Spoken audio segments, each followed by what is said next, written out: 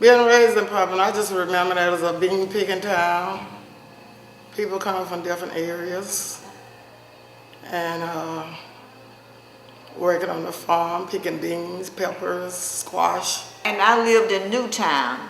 It was a little place, it was really a farming place because they had quarters at the end of my street and they had some across the street. Now we always owned our home, but we had dirt roads and the school would close during the winter months so you could gather hobby, pick beans and stuff.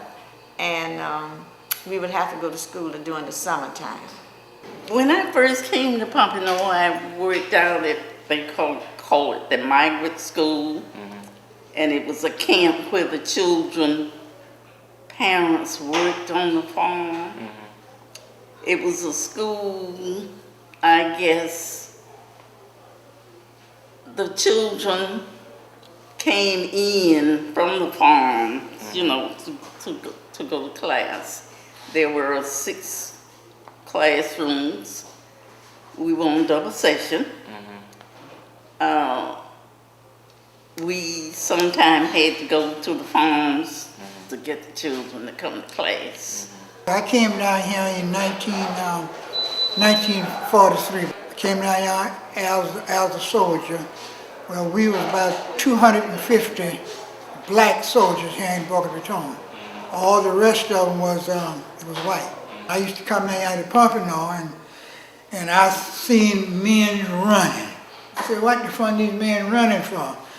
If they get caught from a certain time during the day, they would lock them up because they're supposed to be on some white man farm picking beans or doing something like that.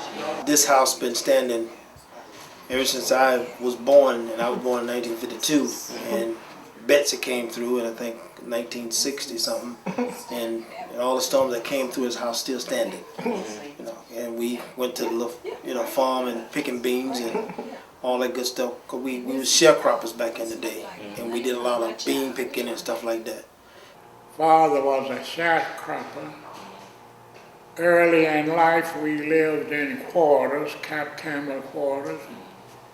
Later on, at a young age, in adolescent, my father was able to build a home on 10th Avenue in Newtown there.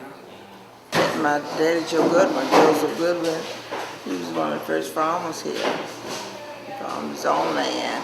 Mom and Dad was sharecroppers, right? And farm work that was all that we knew, they knew, so it was very easy to, at that time, they were sharecropping with different growers. And if you was working for a particular grower, he became like your master, so they was farming with and for the blunts. And each grower had their own section of the town where all their laborers lived. So I grew up in a place on the east side of Pompano called Blunt Quarters because the quarter was named after their owner. Early in life, we didn't have any streets. We had sand roads, and on 10th Avenue, where I lived most of my life, they dug a line for water, and digging a line for water there, you had got stuck. So the city bought rock and covered up there, and we had to take shovels and picks and smooth it down in order to make the road passable.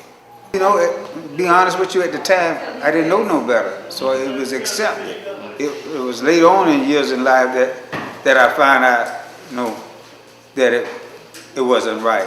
But Mama saw fit that since we was missing so much time to stay out of school to the other division, she saw fit to move us out of his quarters, we call them migrant quarters, over to Miss Eli's, a black owner who owned some apartments, so we could go to school.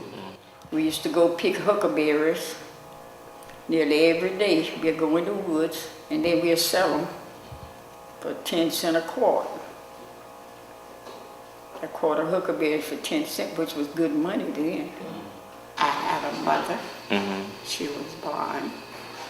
She had 3 children, and she kept other people's children so they could go to work. I started first grade at Blanche Ely High School.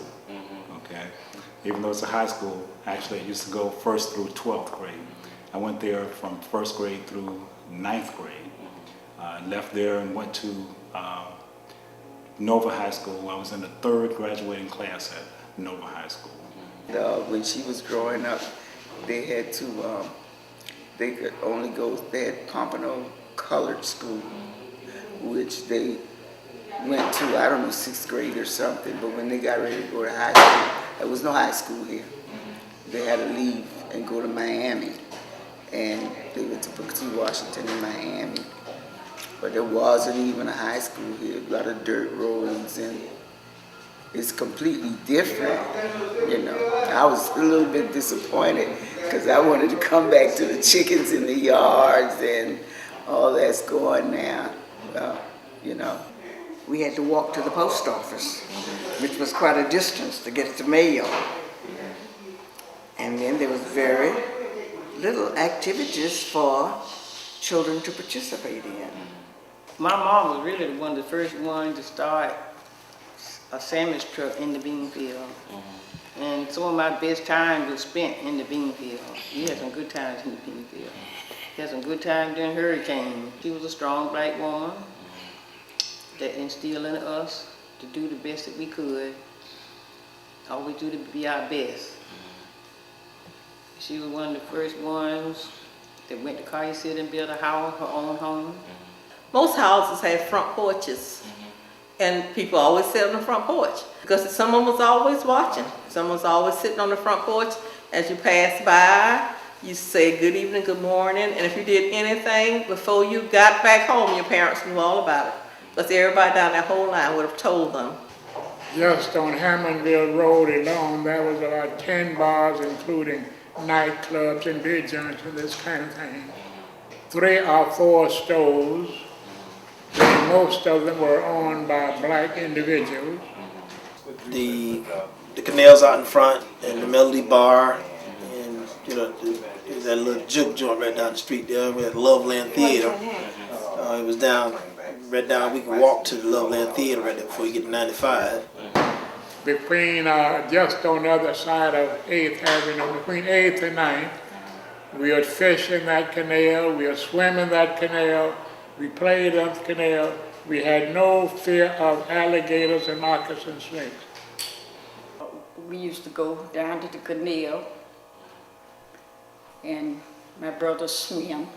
And we'd go to the store and buy our groceries. I would go with my mother in and buy the groceries, and then they had a fish market. There we would go and get fish. And then we had the big ocean. You know, a lot of folks, they learn how to swim, and they learn how to fish, because quite a few of them that were citizens of the United States, especially the blacks, they didn't know too much about swimming in the big ocean.